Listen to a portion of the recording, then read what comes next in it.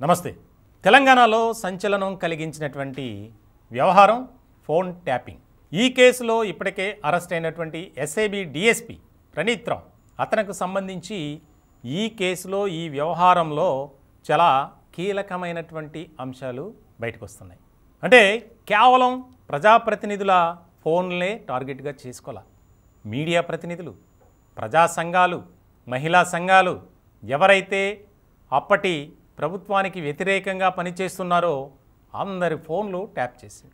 Tap చేయడమే కాదు, వారు ఏం మాట్లాడుకుంటున్నారు అనేది ఆ యొక్క ముఖ్యమైనటువంటి అంశాలని బీఆర్ఎస్ పార్టీలో ఉన్నటువంటి కొంతమంది నాయకులకు చేరవేయడం.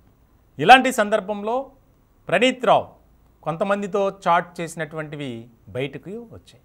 సోషల్ మీడియాలో తెగ వైరల్ అవుతున్నాయి. ఇప్పటికే హార్డ్ డిస్క్లను, అలాగే కొన్ని పెన్ డ్రైవ్లను, చాలా కీలకమైనటువంటి డాక్యుమెంట్స్ను పోలీసులు స్వాధీనపరుచుకున్నారు.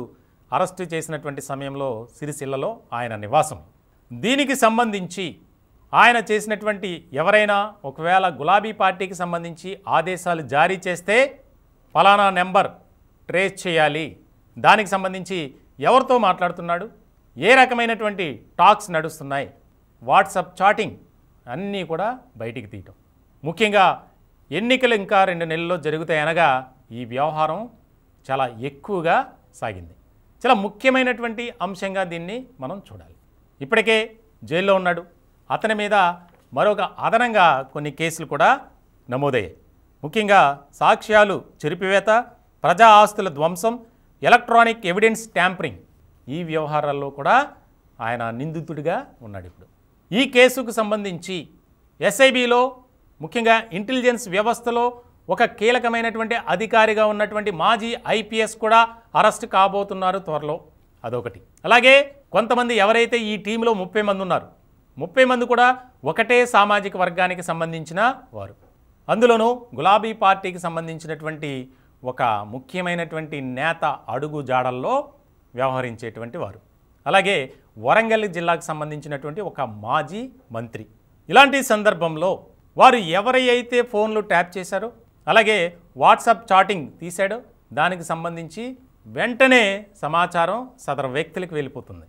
ముఖ్యంగా ఈ యొక్క ఎన్నికల సందర్భంగా డబ్బులు పంచడానికి, లేకపోతే రకరకాల కార్యక్రమాలకు సంబంధించి ఎక్కడికి ఈ నగదు వెళ్తుంది, అలాగే ఎవరు ఎక్కడికి వెళ్తున్నారు అనేది చెప్పడం, అక్కడ స్థానికంగా ఉన్నటువంటి పోలీసులు రైడ్ చేయడం, ఈ ఘటనలు అన్నిటికీ ప్రధానమైనటువంటి సూత్రధారి, పాత్రధారి ఈ ప్రణీత్ రావు.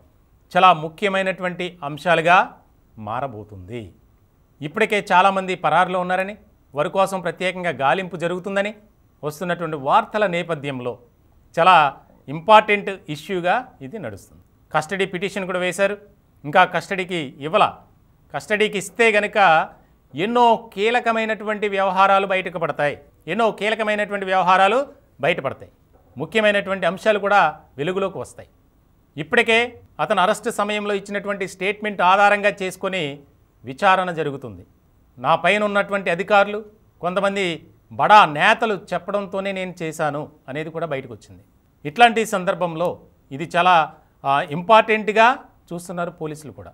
ఇప్పటికే ప్రణీత్ రావు మమ్మల్ని మానసికంగా, శారీరకంగా ఇబ్బందులకు గురి చేశాడు, అనవసరమైనటువంటి కేసులు బనాయించి మమ్మల్ని నరకయాతన చూపించాడు అని పంజాగుట్ట పోలీసులకు వరుసగా కంప్లైంట్స్, వాటిని బేస్ చేసుకొని కూడా ఒక రకమైనటువంటి విచారణ జరుగుతుంది.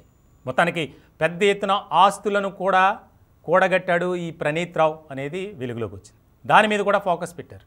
మొత్తానికి ఈ చాటింగ్ బయటికి రావటం, ఎవరెవరి ఫోన్లు ట్రేస్ చేయాలి, ట్రాప్ చేయాలి, దేనికి సంబంధించినటువంటి వ్యవహారంతో వాళ్ళు మాట్లాడుతున్నారు, అవన్నీ ఇంకా ఈ కేసులో ఇంకెన్ని బయటపడతాయి, ఇంకెవరి పేర్లు బయటకు వస్తాయి అనేది చాలా ముఖ్యమైనటువంటి అంశంగా మారింది.